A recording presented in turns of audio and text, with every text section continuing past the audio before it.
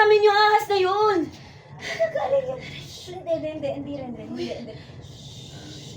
So, hello po mga kapuso. Ako po si Hannah Arguelles and ginaganapan ko po ang role na si Myra. Best friend po siya ni Adeline. So, feel ko realization ko talaga dito sa naging episode na to. Napaka-rare ng mga taong mamahalin ka na hindi ka loloko. Parang sasabihin natin bare minimum siya, pero unfortunately, kahit gaano siya ka bare minimum, hindi siya nagagawa ng lahat ng task. Yun yung realization ko. Kaya nga kami nandito, kasi gusto namin kayong kasuhan ng attempted murder. Huwag na kayo magmaang-maangan. Nakita ko kayong dalawa, pumunta kayo sa bahay ni Adrian nung araw na tuklaw siya ng ahas. Ano?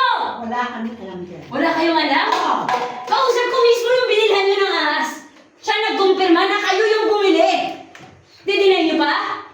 So mga kapuso, with that, iniimbitahan ko po kayo manood ng Wish Ko Lang this Saturday, 4 p.m. Maraming salamat!